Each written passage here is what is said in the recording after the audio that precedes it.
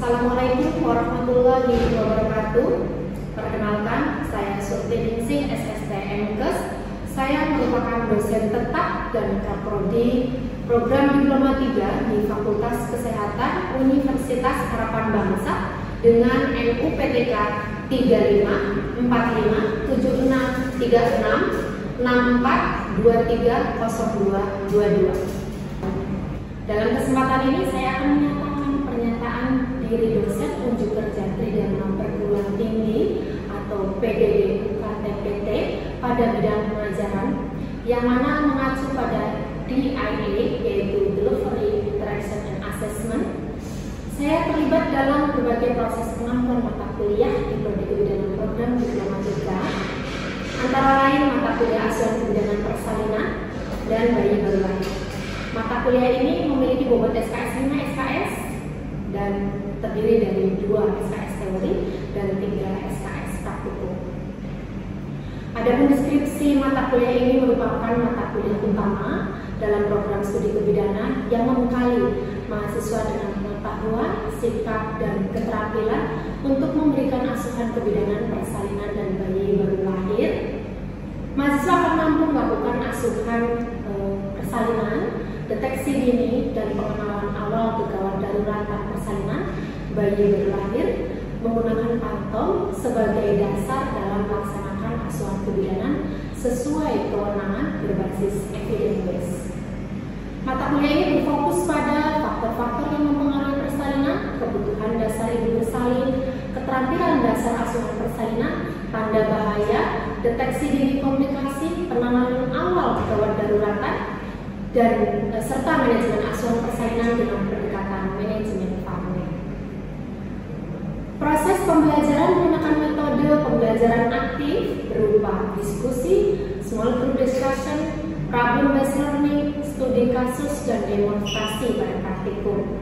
Untuk evaluasi pembelajaran ada kuis, keaktifan, tugas baik individu maupun kelompok, unjuk kerja praktikum, dan tes tulis berupa UTS dan UAS. Terdapat 4 CPL pada mata kuliah ini, yaitu CPL 02 mampu memahami ilmu kebidanan untuk melakukan asuhan kebidanan secara profesional dengan menggunakan pendekatan proses manajemen kebidanan, mampu melakukan komunikasi terapeutik dan menguasai keterampilan dasar kebidanan untuk melakukan asuhan kebidanan kepada klien menjadi melalui tim.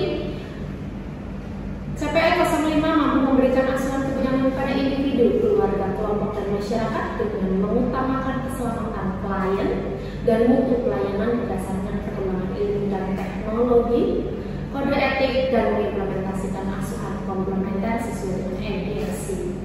CPL 06 mampu berperan aktif dalam manajemen kebidanan dan bertanggung jawab atas pekerjaannya dalam pelayanan kesehatan dengan menggunakan prinsip-prinsip kepemimpinan dan manajemen kebidanan. Pada mata kuliah ini terdapat 6 CPMK dan 14 sub CPMK dan dengan 15 bahan kajian.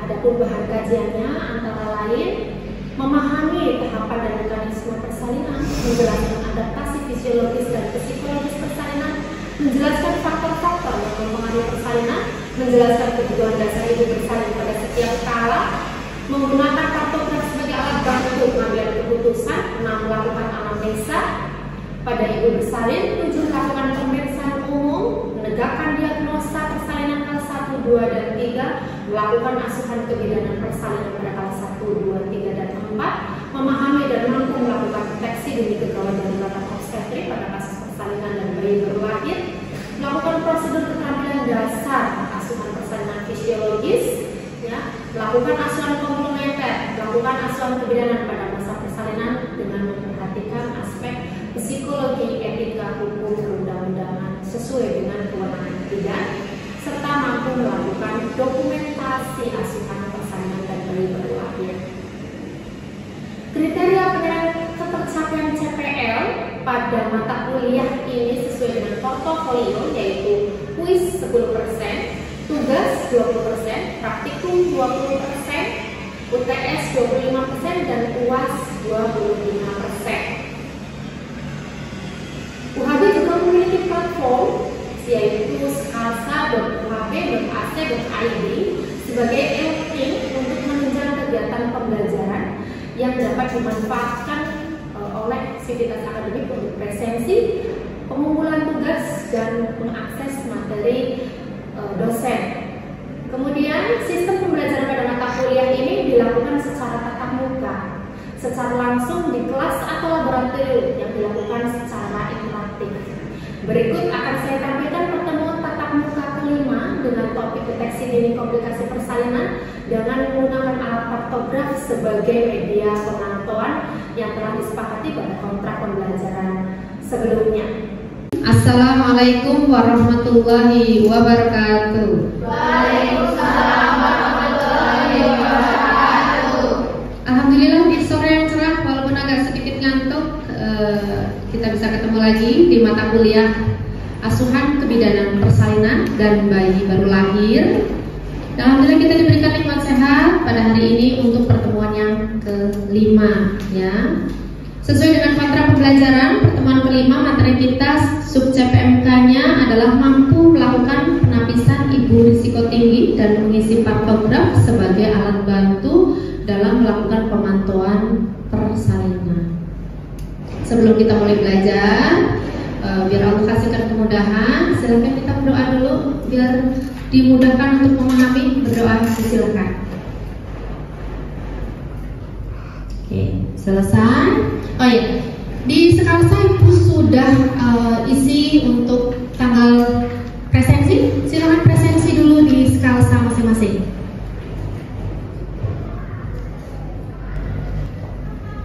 Sudah?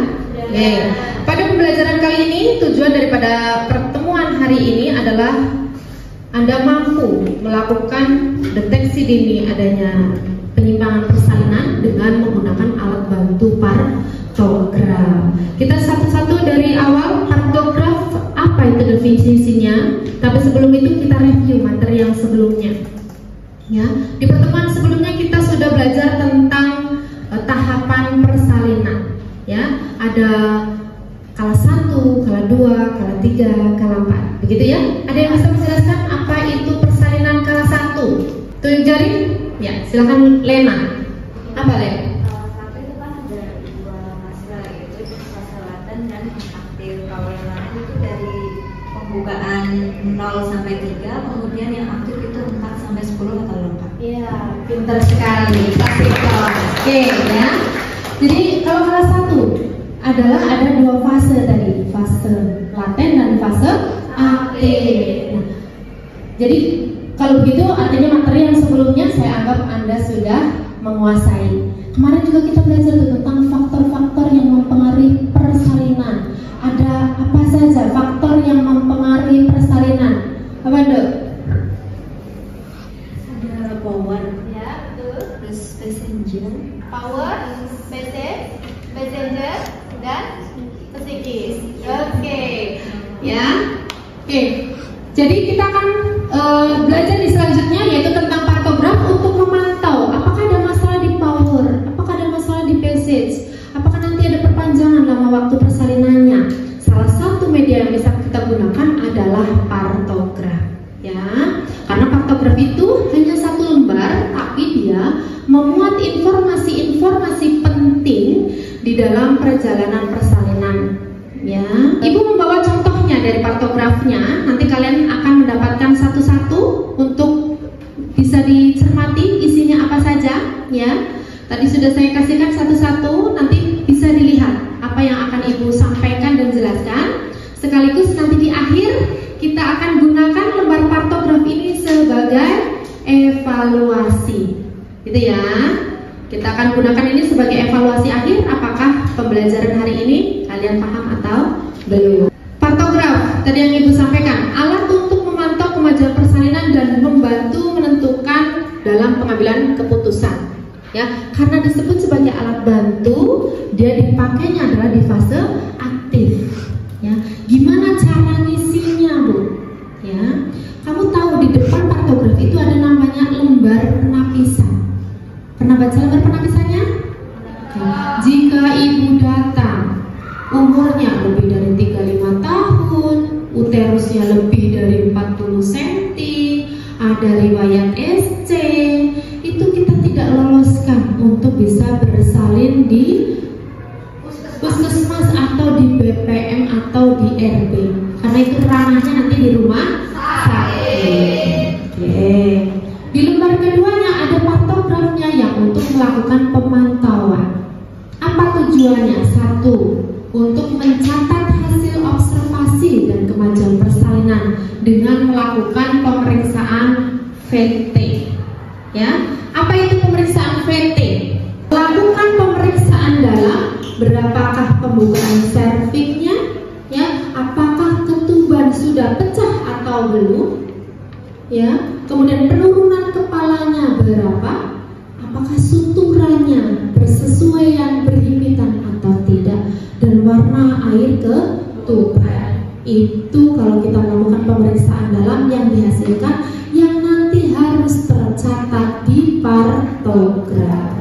Ketiga, selain untuk mengamati apakah proses persalinan berjalan normal, dia juga sebagai alat deteksi dini adanya penyimpangan atau mungkin tindakan yang harus segera dilakukan jika ada penyimpangan atau masalah. Penggunaan partograf itu digunakan di kelas 1 fase aktif, membantu untuk menentukan dan memutuskan apakah bisa dilakukan persalinan normal atau tidak. Digunakan bisa di semua layanan kesehatan dan harus ini ya, harus dikerjakan rutin oleh Anda. Partograf itu asistenmu. Jadi kalau menolong persalinan, aspeknya belum dikerjakan, partograf sudah harus dikerjakan. Ini gambaran partograf yang Ibu sudah bagikan satu-satu.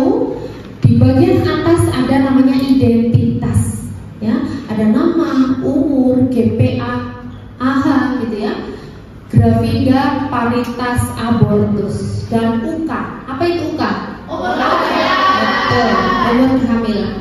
Di situ diisi juga tanggal dia masuk ke BPM, jam berapa, sejak kapan ketuban pecah, dan mulus sejak jam berapa. Kita isi data sesuai dengan kasus persalinan yang akan kalian hadapi. Di bawah tabel identitas akan ada namanya denyut jantung janin. Bentuknya tabel kecil-kecil, ya. Dan di situ ada angka 80 sampai 200. Coba diperhatikan di layar atau di lembar yang sudah saya bagikan tadi. Ya. Di situ ada 8. Kita harus nulis DJJ di situ. DJJ lambangnya apa? Titik. Kita menulis tanda titik pada DJJ dan ini dipantau setiap 30 menit. Di bawahnya DJJ ada air ketuban dan penyusupan. Air ketuban ada beberapa lambang yang akan Ibu ajarkan untuk menulis lambang air ketuban. U jika utuh, J jika sudah pecah dan warnanya jernih, M itu kalau bercampur ada mekoniumnya, kalau D itu ketubannya ada darahnya, sedangkan kalau K kalau ketubannya kering. Jadi ada lambang U, J, M, D, dan K. Itu kita tulis di tulisan air ketuban, di kolom air ketuban.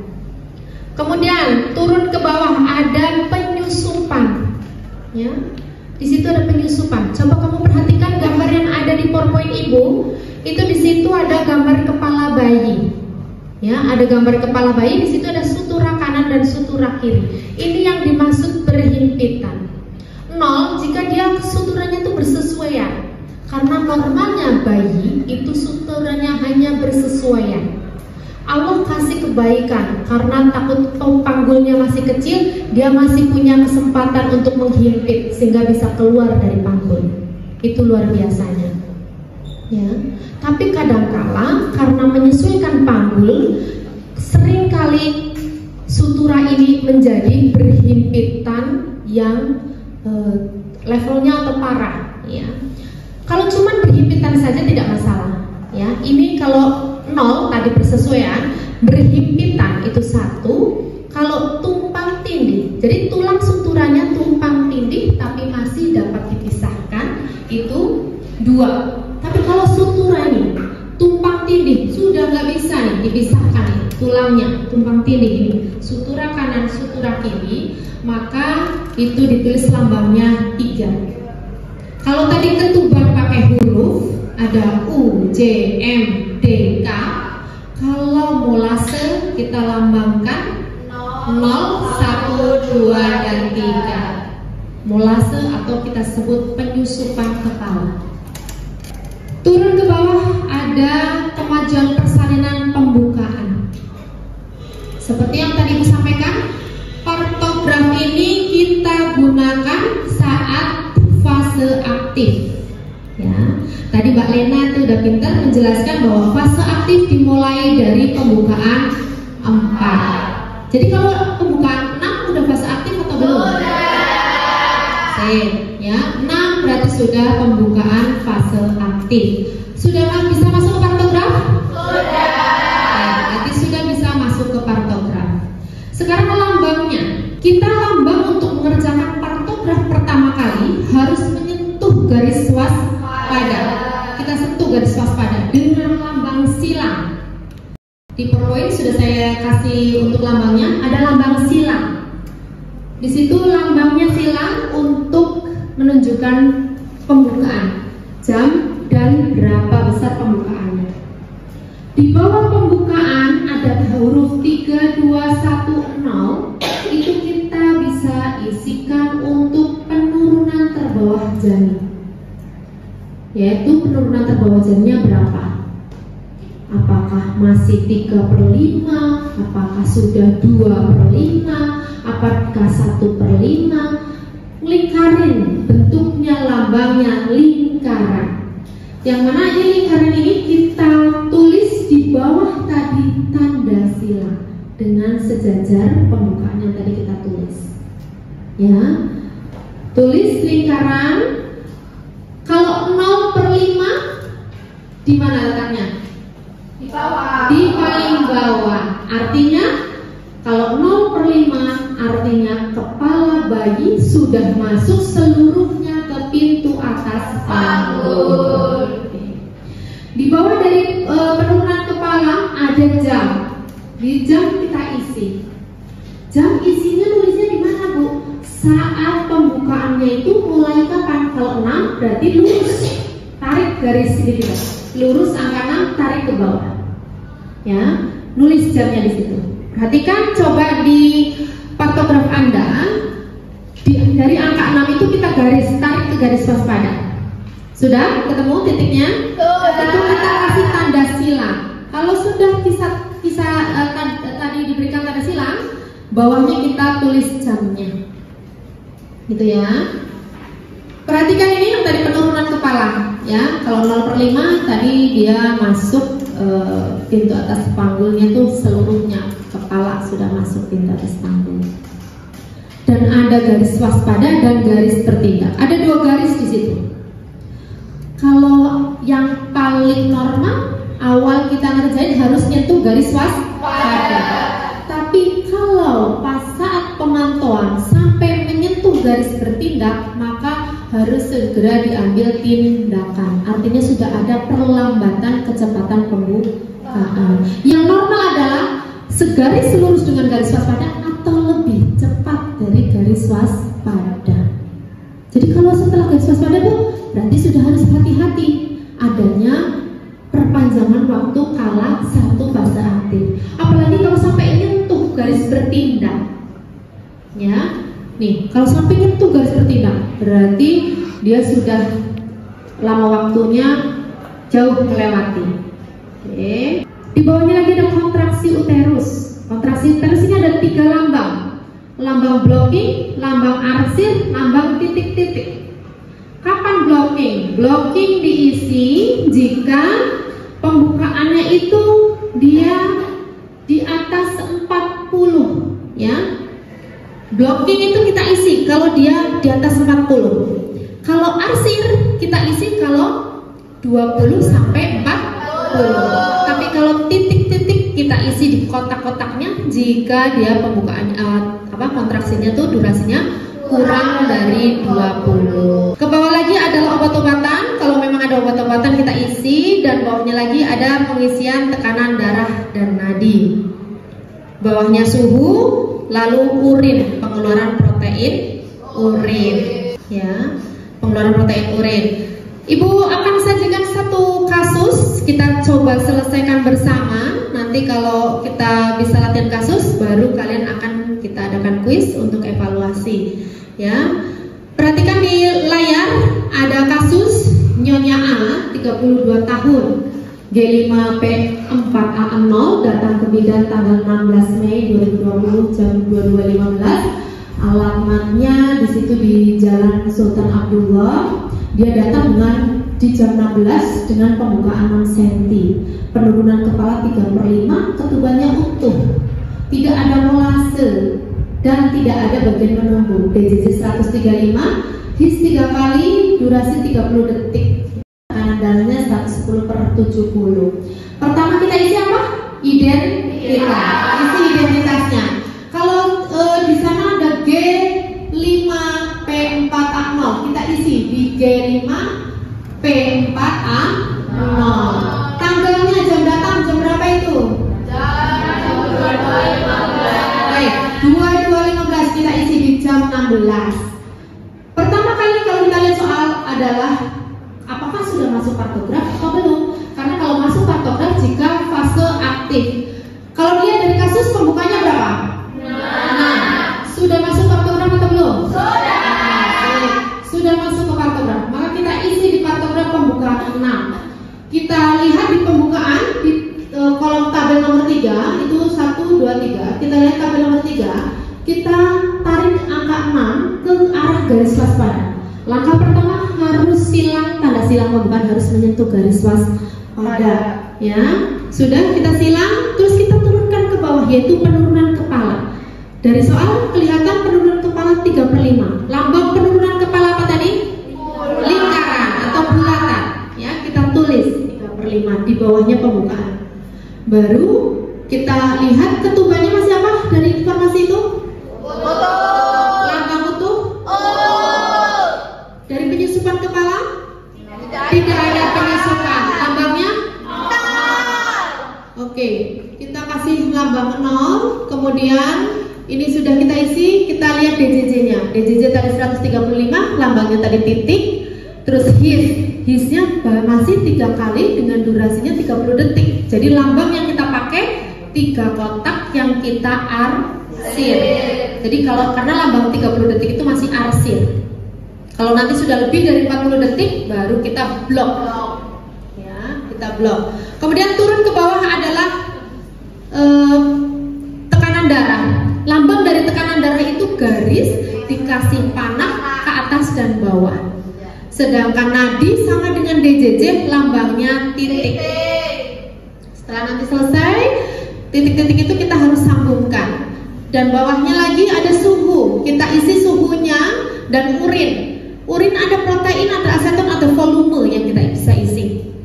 Untuk volume itu tergantung dia pipisnya berapa kali. Kalau pipis selalu catat setelah masuk kartograf, catat. Itu ya. Habis itu kita pantau lagi 30 menit sampai akhirnya nanti bayi lahir. Ya, tapi ada pemantauan rutin yang bisa dilaksanakan setiap 30 menit. Ya, ada HIS, ada DJJ, ada nadi, itu dilakukan setiap 30 menit dan nulis, ya, itu tiap 30 menit. Untuk yang 4 jam ada apa saja? Ada pembukaan, ada penurunan kepala, ada kondisi ketuban, kondisi penyusupan, itu diisi setiap 4 jam. Atau bisa saja jika ada indikasi maka bisa dilakukan pemeriksaan dalam lebih dini, ya, sehingga belum 4 jam sudah bisa diisi perkembangannya. Oke, itu ya. Kita isi selengkap sesuai dengan informasi itu. Berarti DJJ-nya kita urut. Ini ada yang blocking. Artinya kalau blocking dia DJJ-nya sudah di atas 40, ya. Isi lengkap. Kalau sudah terisi, sambungkan dengan garis. Titik-titik itu kita sambung dengan garis. Apa saja? Ada denyut jantung bayi, ada di situ pembukaan dari pembukaan awal sampai pembukaan akhir, kemudian ada penurunan kepala, dan ada nadi ibu yang harus kita sambung dengan garis kalau sudah selesai melakukan pemantauan dengan partograf. Jangan lupa di paling bawah tulisan partograf ada makan minum terakhir. Kenapa makan minum terakhir menjadi penting dilakukan pengawasan pada ibu bersalin? Siapa yang bisa jawab? Kenapa deh? Karena biar tahu kalau misalnya udah makan kan berarti tenaganya udah siap. Jadi karena makan minum itu berpengaruh pada tadi power. Karena ada faktor yang mempengaruhi persalinan. Tadi apa saja? Power, PC, messenger, Dan penolong. Salah satu makan minum itu berhubungan dengan power ibu. Ya, kalau dia kekurangan glukosa, dia lemas, dia capek, berpengaruh pada kemampuan dia mengerang atau mengejar, serta berpengaruh juga pada kontraksi. Sehingga makan minum terakhir perlu disajikan di situ, dicantumkan di situ. Kalau memang ada waktu senggang istirahat, maka berikan makan minum. Tapi gak makan berat ya, tapi makanan yang mudah diserap. Biasanya kalau saya melakukan pendampingan persalinan itu, saya seringnya kacang hijau itu, ya, itu kan padat ya, gizinya ada, proteinnya ada, manisnya ada. Karena ibu bersalin itu kadang nggak sempat kalau untuk makan besar dan sulit mencerna karena perutnya sedang sering berkontraksi. Maka makanan-makanan yang mudah dicerna dan mudah diserap tenaganya. Itu ya. Oke, ada yang mau ditanyakan tidak untuk pengerjaan partograf? Belum. Kalau belum, kita akan bagikan kuis. Saya akan tampilkan di depan dan kalian akan saya kasih waktu 10 menit untuk evaluasi pertemuan hari ini. Kalau nanti bisa selesai mengerjakan, artinya pertemuan kali ini kita berhasil dengan tujuan pembelajaran. Kalian mampu menggunakan partograf sebagai media deteksi dini adanya komplikasi persalinan. Oke, silakan dibagi. Tadi sudah dipegang ya? Ya, saya akan tampilkan kasusnya. Berikut adalah kasusnya. Silakan diisi. Ada kasus Nyonya A, 35 tahun, G2, P1, A0, datang ke bidan tanggal 20 Mei 2025 jam 10. Alamatnya Sakti Residen Karawangkal. Ibu ngeluh mules dari jam 6 pagi. Ya, hasil pemeriksaan pembukaan 6, penurunannya 35, hisnya 135 kali, kontraksinya 35 detik. Ya, kemudian tekanan darahnya 110, PAK terakhir 100 cc. Silakan diisi waktunya 10 menit. Habis itu nanti kita kumpulkan dan saya akan coba koreksi sebagai evaluasi pertemuan hari ini. Baik, Bu. Pengerjaannya Sudah. Kalau sudah selesai, saya minta salah satu untuk bisa mengumpulkan partografnya untuk saya koreksi. Oke, kita coba sampling salah satu untuk pengerjaan partografnya. Ini ada Mbak Kiki, ya. Kita coba lihat, ya. Identitasnya lengkap, Nyonya A, 35 tahun, G2, P1, A0, ya. Dia datang di jam 20, kemudian mulai sejak jam 6. Oke. Kemudian tadi dia pembukaannya 6, betul, di garis waspada kalau kita koreksi. Ya, betul sekali, ini pengerjaannya di garis waspada, ya. Ini lurus untuk penurunan kepala, kemudian bisnya juga betul, dia 3 kali, masih 35 detik sehingga masih arsir. Tekanan darahnya betul, di situ 110/70, ada suhunya 365. Urinnya 100, oke, ya. Terus pembukaan lengkap pada jam 12, betul sekali. Oke, untuk Mbak Kiki ini kalau saya nilai 100, Yang lain akan saya koreksi berikutnya. Ini kalau saya lihat 2 orang sudah bagus 100, artinya pembelajaran hari ini saya anggap berhasil dan kalian mampu melakukan pengisian partograf sebagai media deteksi dini dan pemantauan persalinan. Mungkin itu saja. Ada yang mau ditanyakan? Cukup. Sebelum kita tutup juga saya ingin bertanya. Tadi kalau lambang ketubahan apa saja? Siapa bisa? Lambang U untuk C jernih, K keri, M ada campuran mekoniumnya, T itu ada campuran darah. Pintar. Kasih tahu, ya. Oke, alhamdulillah pertemuan berikutnya minggu depan kita akan ketemu dengan materi yaitu deteksi dini komunikasi pada salah 1 dan pada 2. Ya, sampai pertemuan berikutnya. Terima kasih.